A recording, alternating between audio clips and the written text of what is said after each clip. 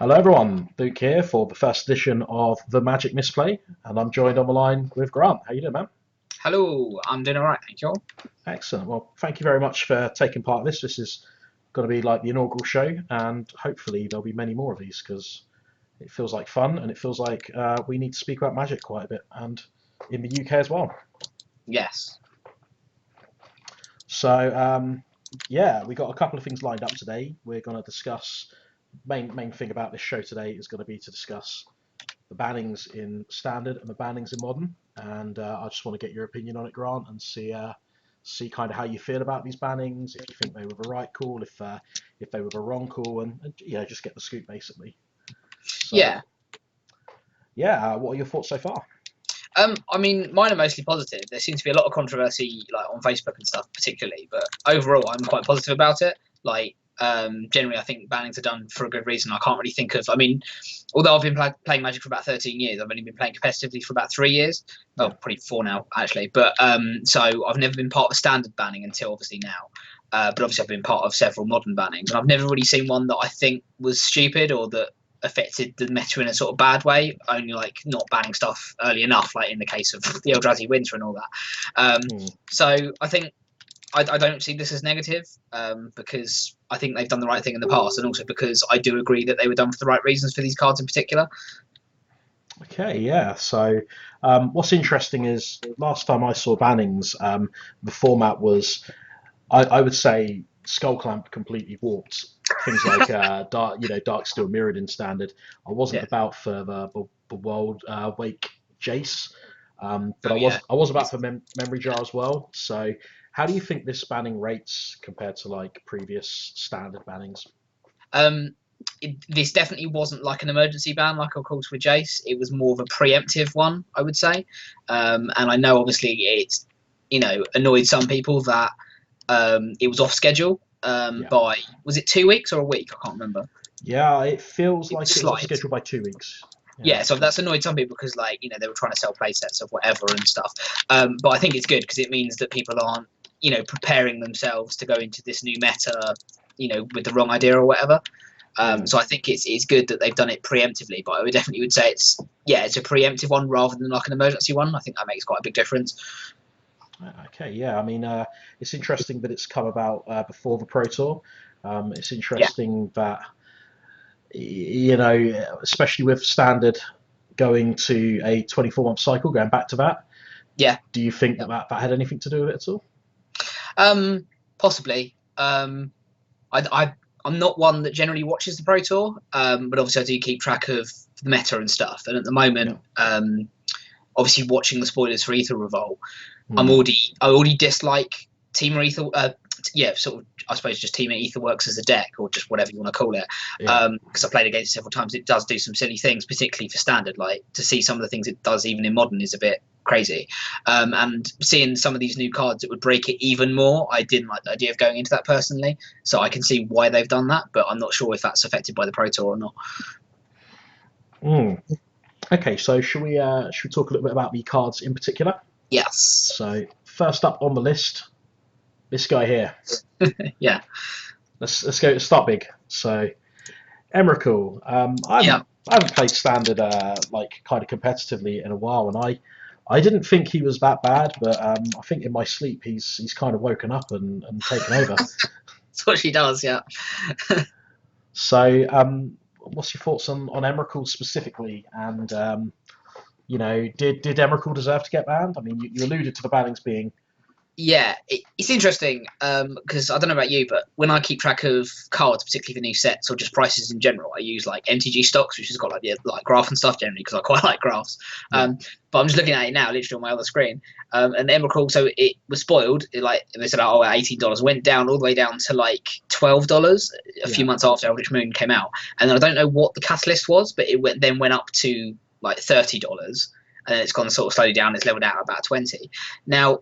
It's really weird because when this was spoiled, not many people liked the fact that it was an Emerald, but not many people seem to be that excited about it. But I looked at it and was like, that's a cool card. Like there's going to be some things you can do with that regardless, and it seems like it's it was a bit of a surprise in terms of the meta, but in terms of how I view the card, I've always seen it as a very good thing. Like, it was already playable even in just like a dredge or a vaguely sort of long-term game or long-term game deck. But the fact that obviously you can put it in other decks to cheat it into play just makes it even more ridiculous. So people seem surprised that it's broken, but I've always seen it not as broken, but I've seen it as a powerful card.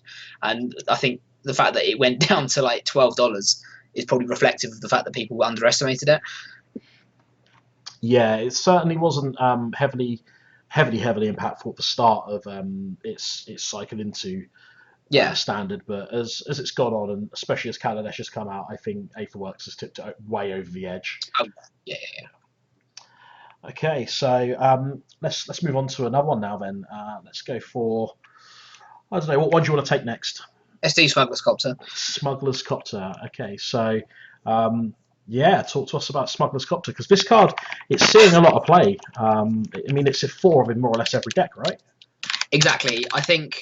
I agreed with Emrakul being banned because I don't like what it does with Aetherworks. But I think if we're talking about what card is more justifiable to be banned out of the 3 for standard, I would say Smuggler's Copter, because not so much that it's a broken card, but whenever you see a playset, as in 4 copies of a card in every single deck, or like at least, I don't know what the number would be, but let's say 75% of all decks in the Pro Tour, or just any meta, then you've got to look at the card and go, what's going on here? So just from that alone makes me think this is probably going to be a banned card. And when it was gaining the hype and obviously going up to like $20 or whatever it went up to, I was thinking this is going to get banned soon. I was surprised they didn't ban it earlier, to be honest. And again, like I said, I haven't been part of any standard bannings before, but like cards, say like Mental Misstep from whatever new Phyrexia it was, like obviously, I mean, to me, that was just so clear that it was going to get banned from the beginning. So that's such a ludicrous card. But if you've got a card that is colourless or can be played in any deck, like a Tactium Probe, actually, which we'll talk about later, but then you've got to be very careful about what it is when you release it, particularly if it's a very cheap CMC. It's very cheap to cast. Yeah, I mean, it's the fact that it's. I mean, if you compare it to Sky Skiff, which I believe is like the same mana cost, and it's just a 2/3 flyer. It's not even got the same stats. Like Smuggler's Copter, obviously the ability of looting makes it ridiculous, but the fact that there's no even comparable vehicle like that flies and has the same power and toughness is a bit weird, as well as having this crazy ability that also enables stuff like, you know, discard abilities from the previous set is a bit crazy. So one thing I'll say to those viewers watching, people who know you will know you for this. People who don't know Grant, you like to play more, I would say, fringy decks, more kind of out there decks. Yes. So talk to me about kind of how a format feels to you when you've got a card like Smuggler's Copter in it and it is just about everywhere. Is that like exciting for you as like a kind of man of the brew? You know what you're up against more or less every game, or do you just get bored because it's just the same card? Yeah, I see what you mean. I mean, the decks I've brewed for standard like recently, some of them will have Smuggler's Copter in if it suits it, but I generally won't just put it in, you know, because it's a good card. But then that's my approach to most decks at the moment. I think it's good in terms of if I want to build a crazy deck, it is good if the meta's consistent, because it means that I can build like an objectively not very good deck, but then that sideboards really well because of how predictable the meta is. So I think as a brewer, particularly one that brews, you know, more unsuccessful decks in terms of how they actually perform, you know, in a professional format, I think I do like the fact that it is predictable, because then I can have that edge in the sideboard, and then the other meta obviously won't see my deck coming, and I've got the advantage there as well. So I think I personally like the fact it's predictable, but you know, it does get a bit bored if it is a broken card that keeps breaking the format. Yeah. Okay. Yeah. So that's interesting. I tend to find like a lot of players who go more down your line of brewing decks, they tend to, especially in years past, I think they've just kind of hated on any card what's super powerful or what's seeing a lot of play. It's kind of like, I want to find the cards what no one's playing at all. And it sounds like you're a little bit different with that. You don't mind playing kind of cards what people are playing a lot of, provided they kind of fit in with the theme of the deck, let's say. Yeah. You know, at the end of the day, I want to make a deck that functions and that has a certain flavour or ideal to it. So I can't remember the last deck I actually put my one in. I think it was like a token deck or something. And I just like the idea of, like, you know, little tokens or little guys getting into a copter and obviously using them like that. Or I think I might have put it into like a Grixis discard deck, and obviously that enables that. But I wasn't looking at the card going, oh, this is just really good, I'm going to play that. That's not how I build decks. I mean, I'm kind of gutted that Smuggler's Copter's gone out of standard in a weird way, because stuff like red white vehicles, and this vehicle thing is being pushed, and I feel like they've taken one of the strongest cards in that vehicle archetype, and they've gone no. And I wonder how like decks, what they're evidently trying to push in standard, are going to cope with the fact Smuggler's Copter is no longer around. True, but then a lot of the I was pretty sure that they were going to do vehicles in Aether Revolt, but obviously we didn't know for sure. And I was thinking, like, how many are they going to do? Like, is every deck going to have vehicles in? Because just the chances of them printing like another good vehicle is quite high. And I mean, my girlfriend's building a vehicle deck. Like, there's still plenty to choose from in the new set, and there's a few vehicles that I looked at, like whatever that 3/5 lifelink is called. And I looked at that card and thought, like, oh, that's definitely like a Smuggler's Copter blocker. Yeah. So I wasn't too worried about that, but I don't think that vehicle decks are going to suffer. They might be less common, but I think if someone wants to build a vehicle deck, then they're going to have no problem. And I think again, it's I'm sort of projecting my attitude onto that I don't think someone should play a vehicle deck because it's good. They should play it because they want to play it. And if you want to play a vehicle deck, there's plenty of options out there, and I don't think this is going to affect someone who does want to play that kind of deck. Sure, but do you think it will be competitive though? Do you think that vehicle decks are going to not only have a good place in standard, but perform at the highest level as well? I think it's going to be difficult because obviously decks with vehicles in at the moment generally tend to be just Smuggler's Copters, not anything else. Yeah. But in terms of red white vehicles, I don't know how precisely it will adapt. But there's some interesting Crew 3 vehicles in the new set. Like Heart of Kiran is like technically the highest valued card in Aether Revolt so far, which still confuses me. I don't understand that. And also that massive Dreadnought, the 711 thing, and because there's like that pilot that gives them trample or whatever it is.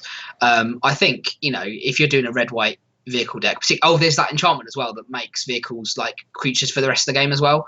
I think that's two of them. Yeah, there will be a red white list. Whether it'll be competitive or not, I'm not sure.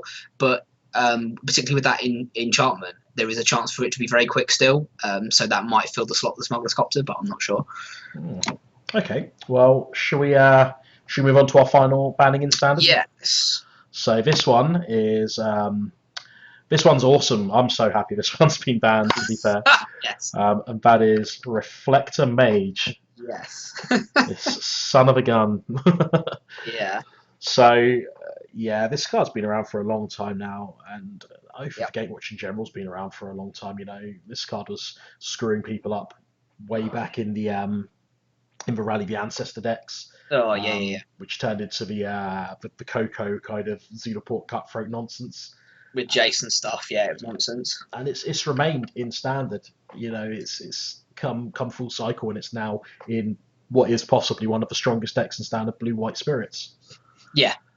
I think with this card, I always disliked it because I think it's a bit too powerful. I think if it was, I don't know, the stats were slightly worse, or the bounce effect meant that it couldn't be played. It could be played the turn after. I think it'd be fine. But the situations, particularly like late game when you're just top decking stuff, and you're just like, I've got these cards in hand. Particularly if you've got two copies of the same card, and I can't play these cards because of this ridiculous 3-drop. So and obviously, it was more broken before with like Coco and all that, but it's still not great either. And I think all the people that are upset about Bannings have mostly been about Smuggler's Copter and Emrakul. I haven't seen that many people that upset about it. So I have to admit, yeah. Whether that makes it better or not, I'm not sure. But the reason for them doing this, I think, was primarily that if they ban Emrakul and ban Smuggler's Copter, which obviously contribute to most of the other competitive decks, all that's going to be left is this Blue White Spirits deck, which I think is already very powerful, arguably the most powerful. So if they took away these two chunks that affect the meta so much, all that's going to be left is just Reflector Mage decks, or Blue White decks in general. So I think whether they wanted to ban this by itself, like if they had done this differently and only banned him, I don't think that would have happened. But because they banned the other two, I think they had to therefore ban him. I mean, the thing is, what took them so long? You know, Yeah, this card should have been banned back when yeah, Collector Company was in the format. Those banned yeah. Eldrazi decks as well. They were not fun to go up against. No, Or Eldrazi Displacer and Reflector Mage. You know, who yeah, thought that was exactly. going to be fun? That was stupid. Yeah, So overall, you know, you're pretty happy with all three of the bannings. It's yeah. freshened up the format for you, and you know, looking forward to it going forward. Really. Yeah, I think again, I feel sorry for the people that have bought cards and they want to sell them, or they were going to sell them just before the banning or whatever, and that is a bit naughty. And I think the people that are upset aren't so much upset about what was banned; it's more about them moving the date, which is fair enough, I guess. But other than that, I don't really see much to be negative about. Like I said, when they banned stuff in the past, not much has really gone wrong. Like if they've regretted something, they just change it like a year or so later, and no one really minds that. Particularly if your heart's set on playing a certain deck, just hold on to a playset. It doesn't really matter, particularly for modern. And I think this is going to make the meta a lot more healthy, or a lot more standard feeling, rather than this ludicrous instant speed Emrakul situation. It's crazy actually because my reaction to this was I was joyed. I was overjoyed. Yeah, Both Grant and myself are Magic judges, and we were in a Facebook chat. And when I found out about this, just everything was amazing again. yeah, But yeah, there have been some stories of other people feeling the exact same. Well, feeling the complete opposite to what I was yeah. feeling. And have you got any examples of like the worst case you've seen, perhaps on social media, or anywhere really?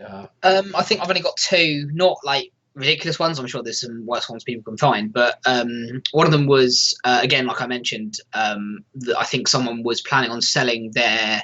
I don't know how many copies he had, but it sounded like he had, at least four. So that already with Emrakul, that's quite a lot of money.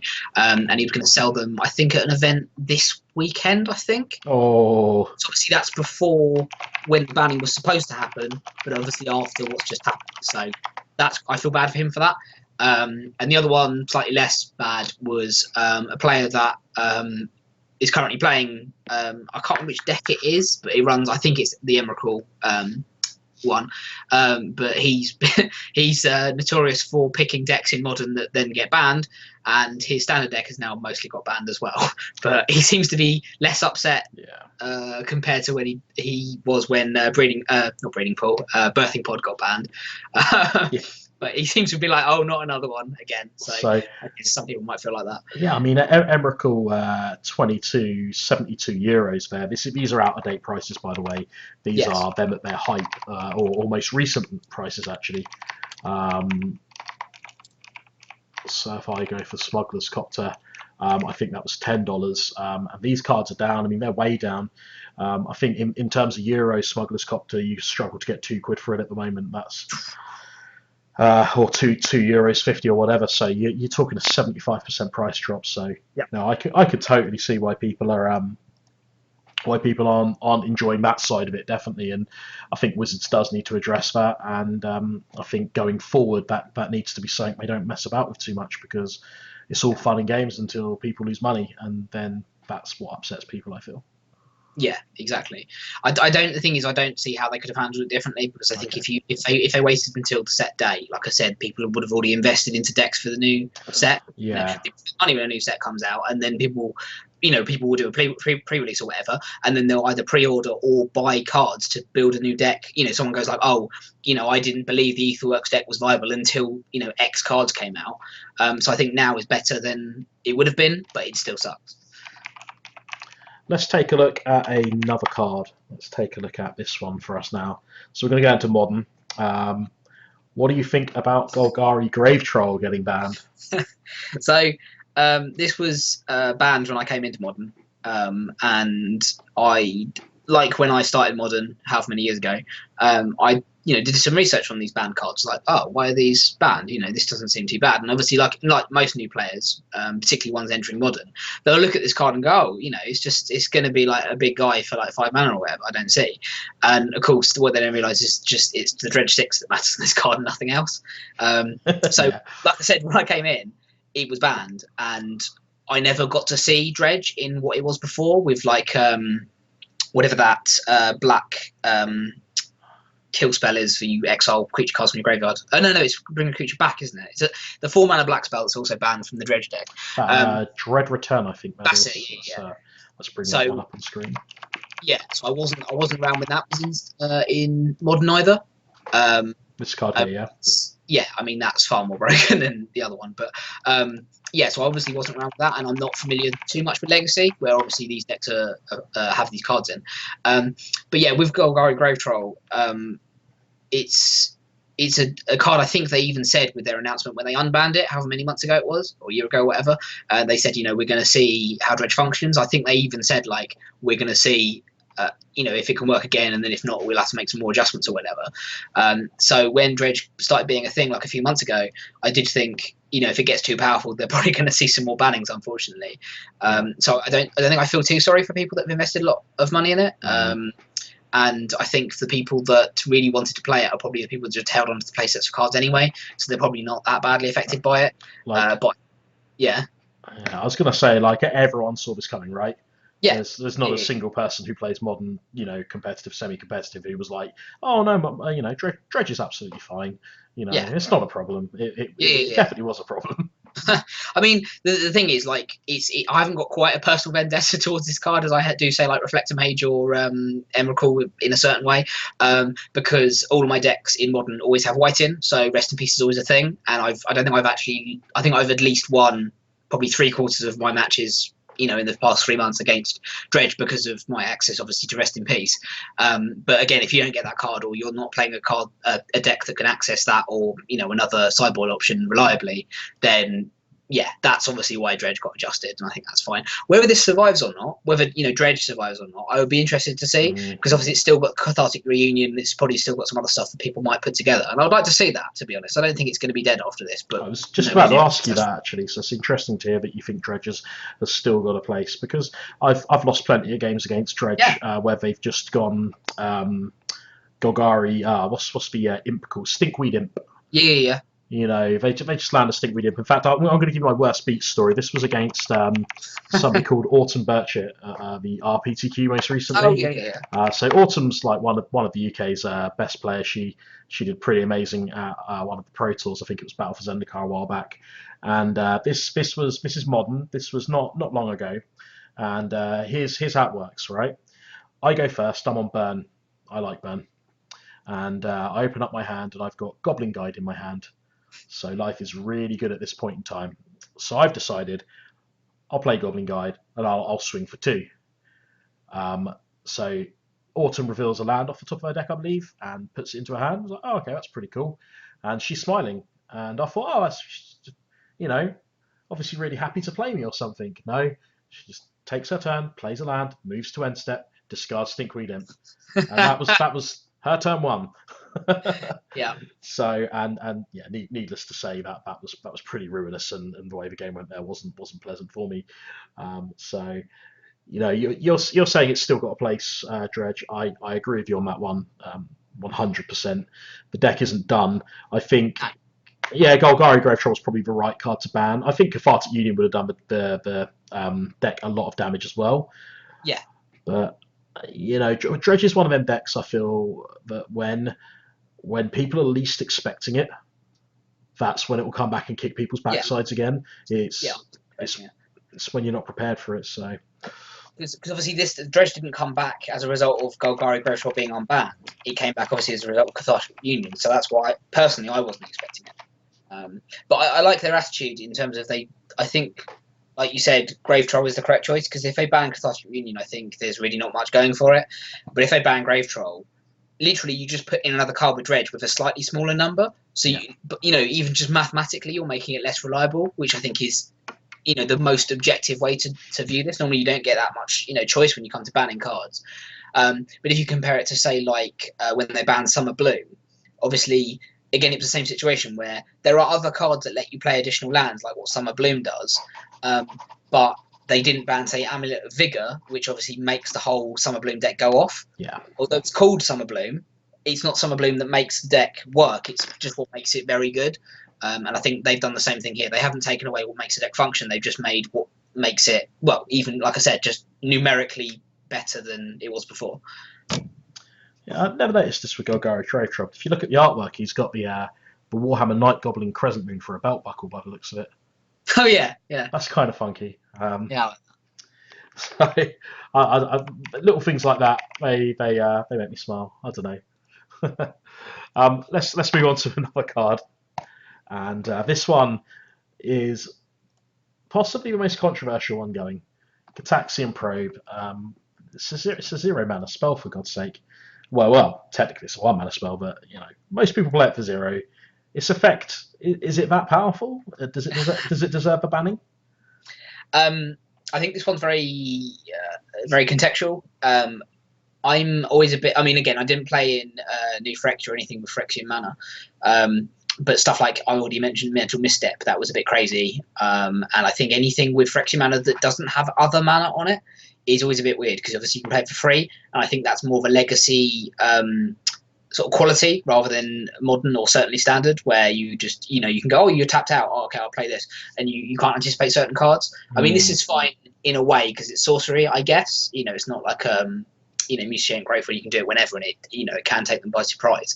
In terms of what the actual power does, again, like you said, it doesn't really do that much. Like given that Peak, which is literally the same card just with not Phyrexian, does the same thing.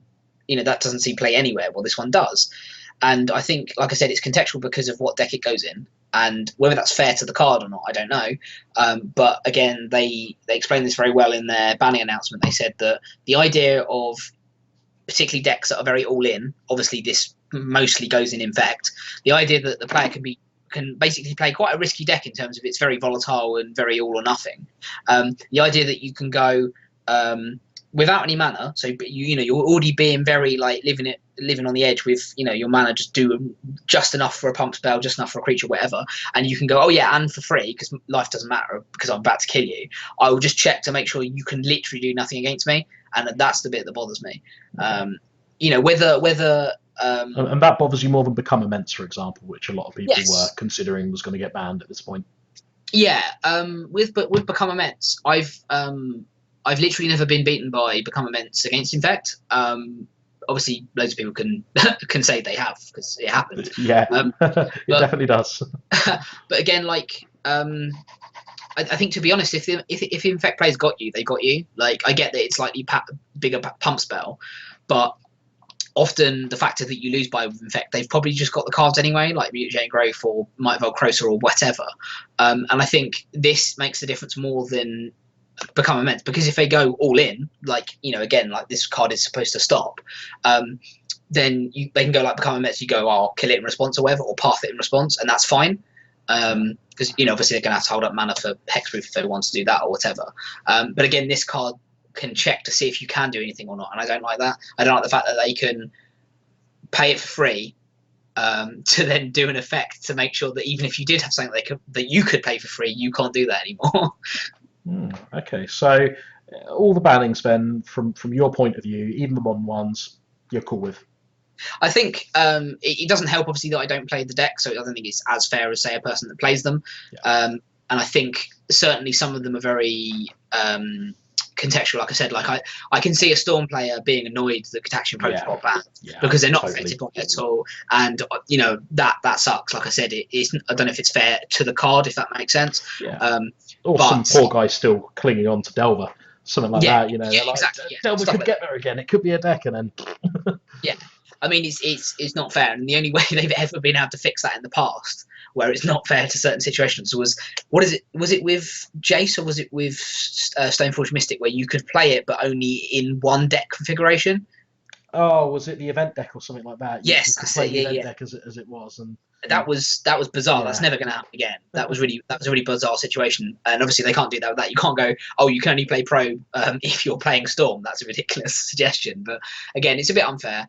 And same with, say, I don't know about Smuggler's Copter. No, I think I'm fine with the standard ones, but the modern ones, I'm sort of 50-50 with Cataxian Probe in terms of if it's fair. Was it necessary? Yes. Golgari Gravethrower, I think, has been, again, like I said, I just like the numbers of it. numerically, I think it's the most perfect ban they could do because again, you just put in a Dredge 4 card instead, and it does the same thing, just slows the deck down. So overall, I think I'm very happy, or certainly a lot more happy than most people on Facebook at the moment. So I'll tell you what, just a quick one to humour myself and the audience here. If you could pick a card to get unbanned in Modern, what would it be? Oh, I'm gonna have to get the Modern ban list up now. So just off the top of my head, you've got cards here. You've got your Summer Bloom. I was going to Yep. say Ancestral Visions and Bitter Blossom, but they're totally not banned anymore. Yep. Bloodbraid Elf, Bloodbraid Elf, yeah. Deathrite Shaman, Hypergenesis.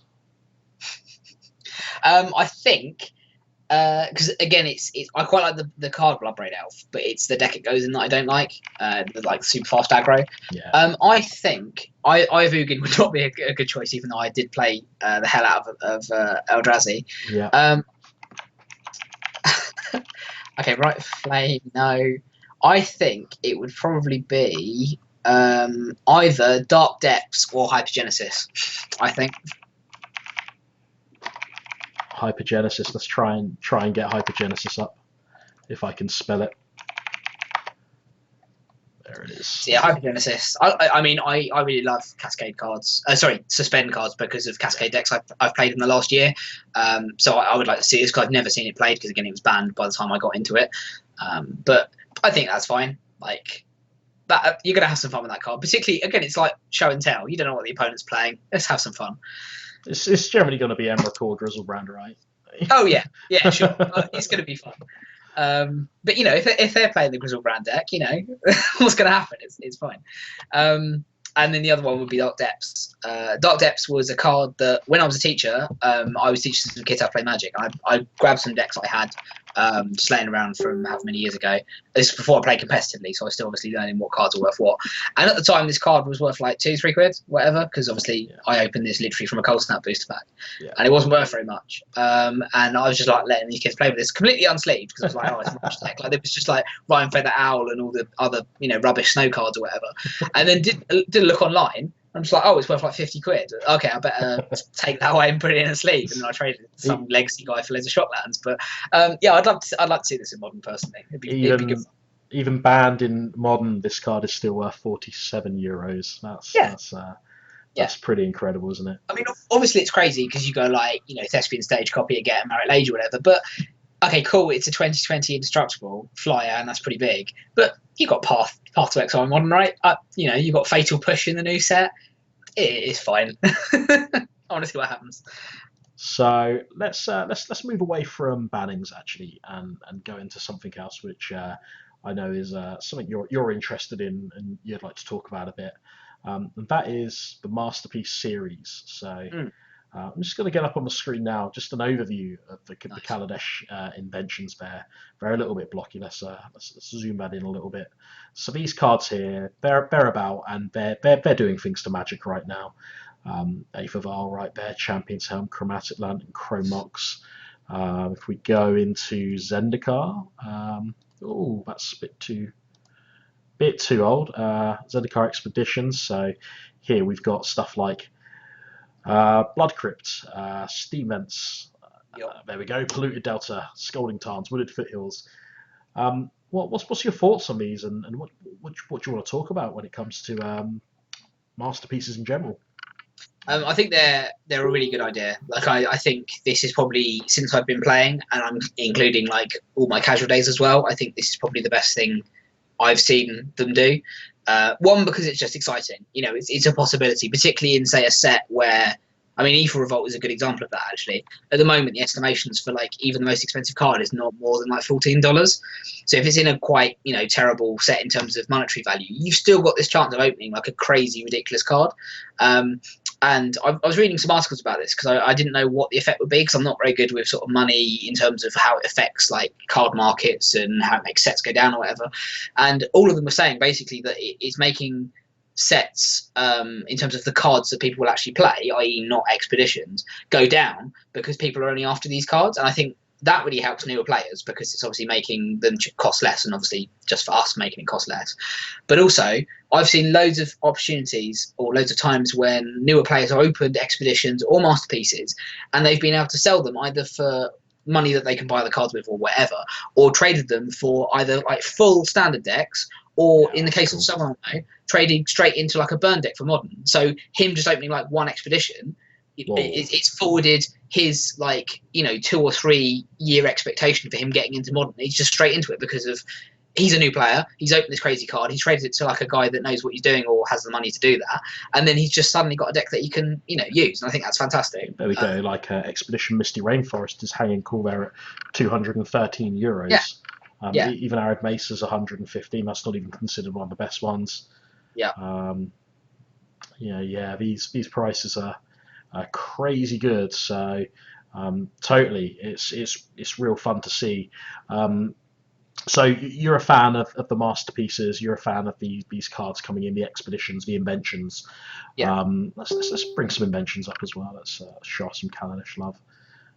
So there's some of the new ones. I mean, these are the standard ones, and they're still fetching a decent price. They're obviously collectible, these cards, as well as powerful kind of answers to formats. So what do you think the future holds for this? Because we know more are coming. Yes, that's the thing I'm really excited about. I mean, it made sense that you had. I mean, expeditions were out of the blue, but I mean, if they had announced it and you had to guess what card type it would be, it would make sense. It would be land. For this, obviously, it was artifacts. But the next set being Arm and Ket, so again, like an Egyptian flavour to it. The home plane of Nicol Bolas. Mickey B, yeah. What's it going to be? I mean, again, I'm looking more at the Egyptian theme, and I'm thinking between two things. Well, maybe three. It's going to be either creatures, and I think it'd be like legendary creatures, because obviously Egyptians, with their history and their pharaohs and stuff, would it be like a cycle of legendary creatures that are well known?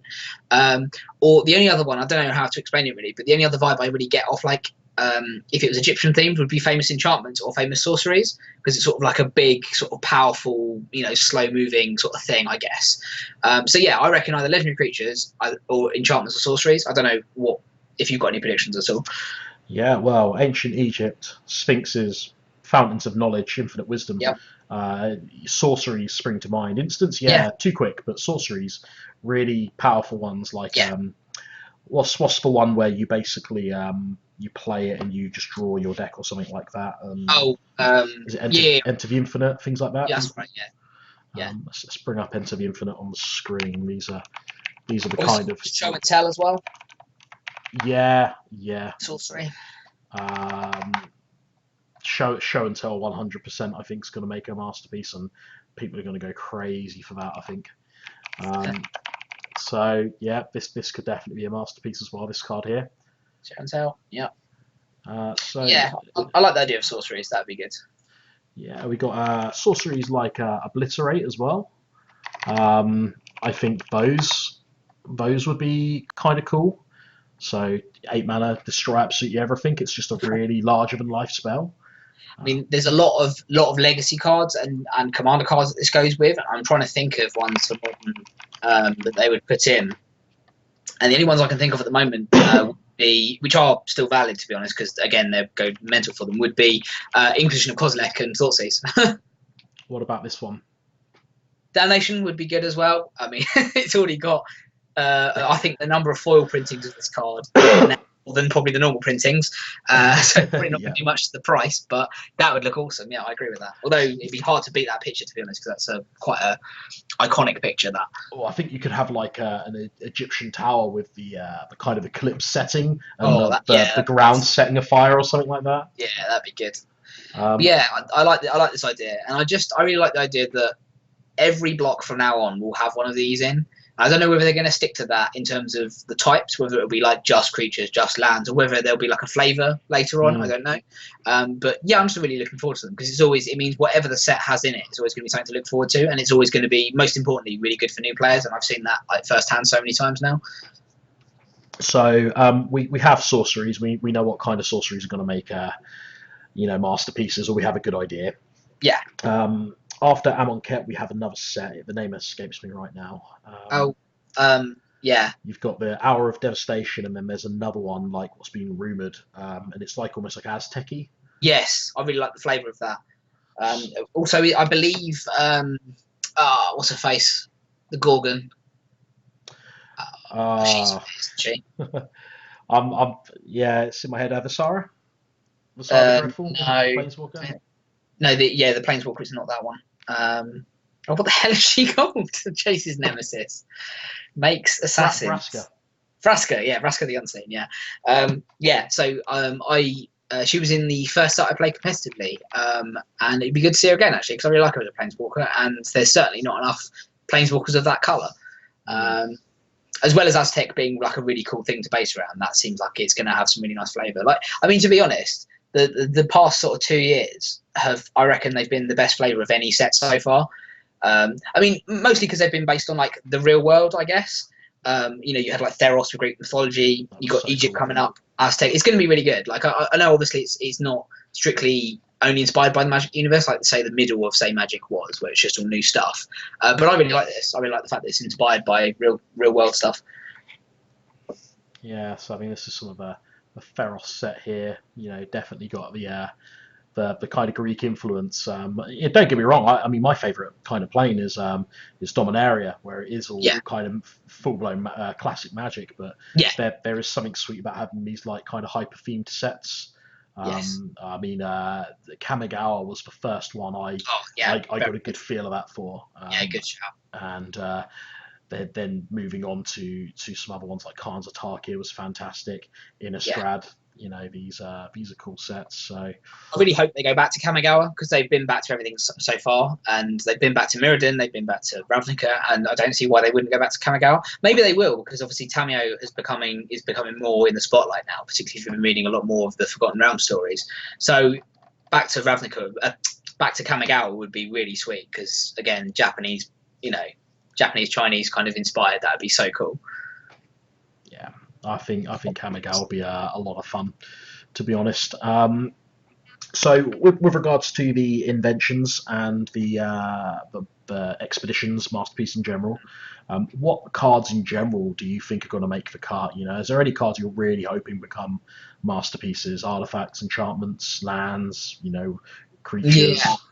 yeah, just of anything. I think it goes back to that question. Well, that thought I was having in terms of in future, are they going to repeat certain types, or are they going to mix them up? Because obviously, like, is it a case of we've had lands, there's going to be no more lands, or is it going to be a bit where they have a mixture, or are they going to do lands on another plane? I don't know. But in terms of general cards, um, it depends how they do the artwork actually, because I really like the artwork on the inventions, but I'm not a massive fan of the expeditions, particularly because they chose to do the text box.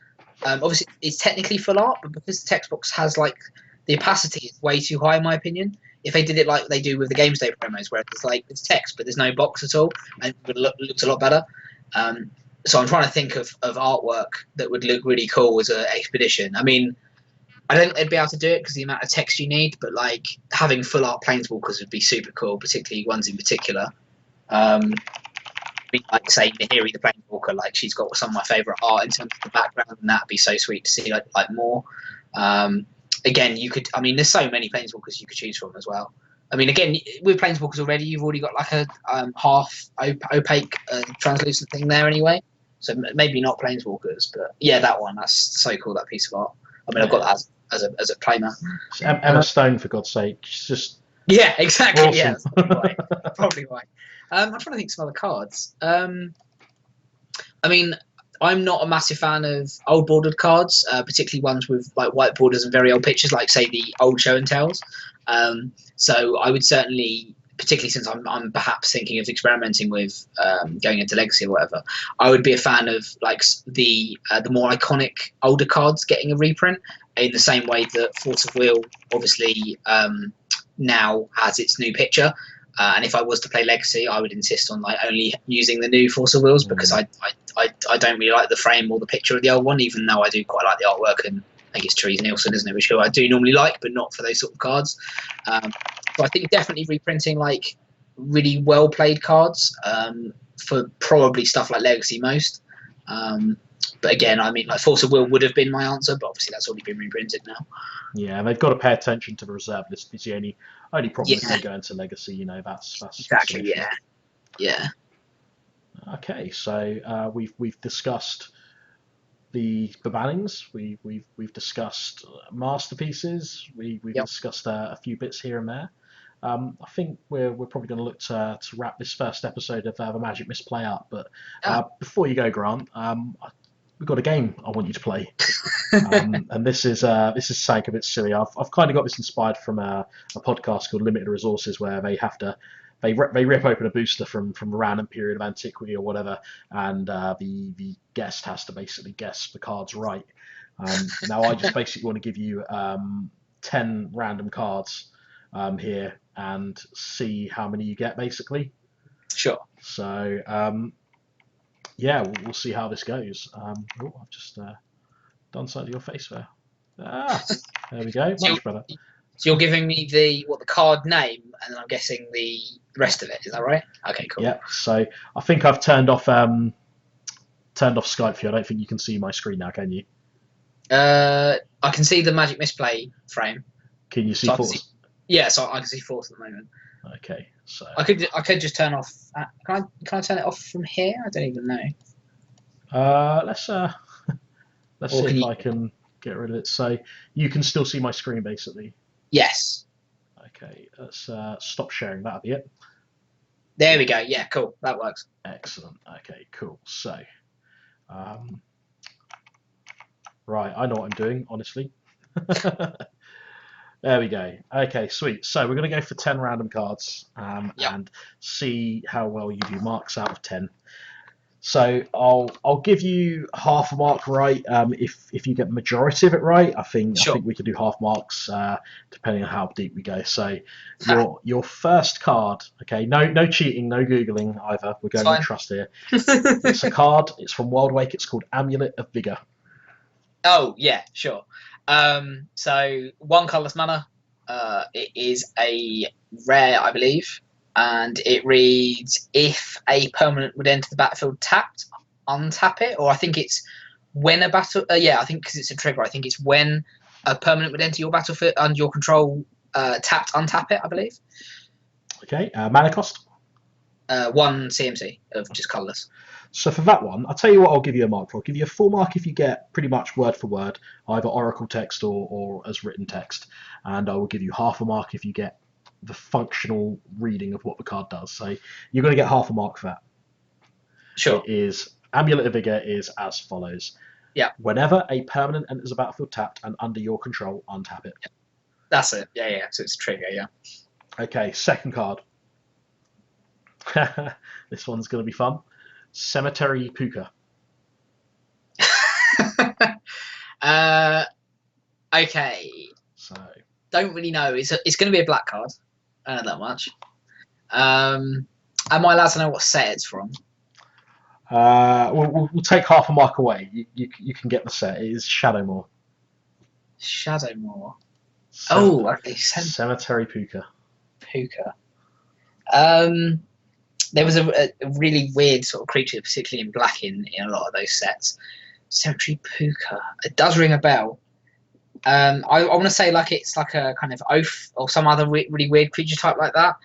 I would hazard a guess that it costs 3 mana and it's probably like a 2/2 or something. What it does, it probably attracts the graveyard in some way. I have no idea. You're close actually. It's 1 and 2 hybrid Dimir. So one nice. and a black or blue, 1 and a black or blue for a 1/2 nice. Shapeshifter. Yep. Whenever a creature is put into a graveyard from play, you may pay 1. If you do, Cemetery Puka or Puka, whatever you want to pronounce it, becomes a copy of that creature and gains this ability. Nice. Okay, so you're half a mark for 2 at the moment. You ready for number 3? Yep. That is going to... I'm not going to give you this one. It's a swamp. I can be really harsh and get you to guess which set it's from. That could make it hard, but no, we'll go on to another one. This one, okay. Flamekin Blade Whirl. Oh. I think that's the one. I know it's an elemental from one of the Lorwyn Shadowmoor double block thing. I think it's the same one as Silvergale Adept is for Merfolk. I think it's 1. Is it 1 red for? I think it's it's was it 1 red and 3? I think it is for a 2/2, but I think it costs 3 less if you reveal an elemental from your hand, I believe. So it's 1 red for a 2/2. Well, no, it's one red and 3 for a 2/2, but you can reveal an elemental from your hand, and in that case, it costs 1 red. I can't give you a mark for this one, I'm afraid. So it's Flamekin Bladewell is as follows: 1 red for a 2/1 elemental warrior. There's an additional cost to play Flamekin Bladewell. That's it. You reveal an elemental from your hand or pay 3 mana. That's it, yeah. Okay, so functionally the same thing, but yeah, okay. Okay, so the next card. You ready? Yep. It is. No, it's Island. That's ridiculous. Okay, this one is ridiculously hard. This is Wojek Ember Mage. Oh, Wojek Ember Mage. I think it's got Radiance, I believe. One of the old mechanics from original Ravnica. I believe it's 2 in a red for like a 1/2, and you tap it and it pings a creature, but then it also pings everything of the same color because of Radiance. Oh my god, that is incredible. You are so almost got it. It is unfortunately it's a product of its time. So Wojek Ember Mage is a 1/2 with Radiance, human wizard, and it taps to do 1 damage to target creature, and each creature that shares a color, but it is 3 in a red mana to play. Oh, it's 3 in a red. Not a cheap card. Okay, so Wojek Ember Mage, whatever's next. You have Phyrexian Walker. Ooh. Phyrexian Walker. I'm guessing that's not a modern card, no? It's not a modern card. Yeah, this is where I'm going to suffer. It's going to be colourless. It's probably going to be some kind of artifact creature or does something of artifacts. I'm going to have to guess that it's, I don't know, 4 CMC, all colourless, and it's a 3/3 with some sort of ability. It is, in fact, a 0 mana, colourless, 0/3 vanilla artifact creature. Oh, it's that one. Yeah. Okay, the other ornithopter, yeah. Super scary artwork. That's really cool. Okay, next card. You're over halfway there. Yeah. This one is called Dakmor Lancer. Oh, that rings a bell. Dakmor Lancer. Dakmor Lancer. Oh, so yeah, because you had Dakmor Salvage. Yeah. Yeah. So okay, so it's original Ravnica. So Dakmor Salvage was not. Dredge. It wasn't Ravnican. I'm gonna give you some help with this one. Dakmor Salvage was from Future Sight, I believe. Oh yes. Oh okay. That's going to confuse me then. Dakmor was a realm in Portal in the Second Age, I believe. To make it really hard. My geography's off then. Dakmor Lancer. I don't know. It's going to be a black creature. I know that much. Yep. I'm going to say it's a knight because it's a lancer. Yeah. It's probably, I don't know. Let's say 3 mana. I don't know, 2/2 with probably first strike or some other ability like that. This card is a little bit stronger than that, actually. Dakmor Lancer is a 6 mana, 4 and 2 black creature knight. It's a 3/3, and when it comes into play, you destroy target non-black creature. Oh, nice. I like that card. That's cool. Okay, so you have done 1, 2, 3, 4, 5, 6. So your 7th card is a card called Threaten. Oh. So I'm getting that confused with the... I'm getting confused with that black card that makes you discard stuff. It's going to be red. So here's the thing. It either interacts with creatures or it's going to interact with players. And I think it's... I need to hazard a guess. I reckon it's going to interact with creatures. I reckon it's red and 1, and it's going to be like target creature can't block or 2 type creatures can't block or something. That's for a wild guess though. This is unfortunate for you. That is quite a way away apart from the colour you got right. This is a really unintuitive name. So Threaten is 2 and a red for a sorcery. You untap target creature and gain control of it. That creature gains haste until end of turn. Oh, okay. So it's like threatening them into joining their side. Yeah. Okay, cool. Okay, 2 more to go then after this one. So Utopia Vow. God, these are hard ones. Utopia Vow, Jesus. Utopia Sprawl I'd be able to do, not Utopia Vow. It's not far away from that. Okay, so I'm going to go green. And I'm going to say it interacts with lands in some way. How does it interact with lands? I don't think it's going to be another aura, because that's what Utopia Sprawl does. I'm going to say it's an enchantment, though, and I'm going to say it does something like you like gain life when lands come in, maybe? It is Oh, quite far off. It's one and a green for an aura, which enchants creatures. Sorry. Oh. This is a weird card. So 1 and 1 green, enchant creature. Yep. Enchanted creature cannot attack or block. But it has. Oh, you can tap it for mana. Tap, add 1 mana of any colour to your mana pool. Yeah. Okay, so 9th card. Yep. This game could not get any less kinder for you if it tried. Dirkwood Tracker. Okay, green. Probably human. Other than that, I don't really know. I'm going to say green. I'm going to say human. I'm going to say green and 2, and it's a 2/2 with some sort of ability. Probably looks at your library for something. It is 4 and a green for a giant. What's a 4/3? And it's 1 and a green tap. If Dirkwood Tracker is in play. Yeah. So this is crazy. 1 and a green tap : if Dirkwood Tracker is in play, it deals damage equal to its power to target attacking creature. That creature deals its damage back to Dustwood Tracker. It doesn't really sound like a tracker. It sounds more like a gladiator, but sure, let's go with that. That's fine. It's an activated ability, which when the ability resolves requires the creature to be in play. That's really, really bizarre. It's just different, isn't it? It's real different. Before Fight was printed, I guess, so sure, why not? So your 10th card, may it be a nice one, because you've been hit with the harsh hand variance here. This one you might get, actually. This one's Silent Sentinel. Oh.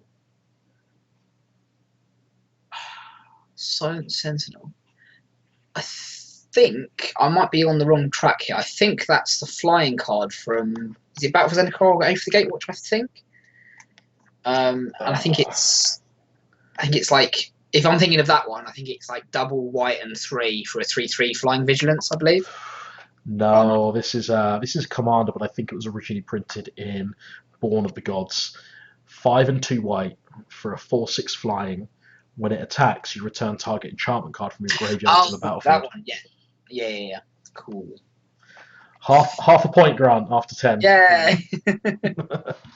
Well, listen, dude, thank you very much for kind of coming on and taking time out of your evening to do this. I thought it was real fun. I don't know how you felt about it. Yeah, it was good. Yeah. Excellent. So me and Grant, just before I do go away, we were talking about maybe having like a free kind of person Magic Misplay, maybe bringing in someone else and blending up the conversation a bit. Also, people at home, if you're interested in appearing on the Magic Misplay, do let me know. I'm up for different guests each week, each day, whatever. It's just cool to chat about Magic with different people. So yeah.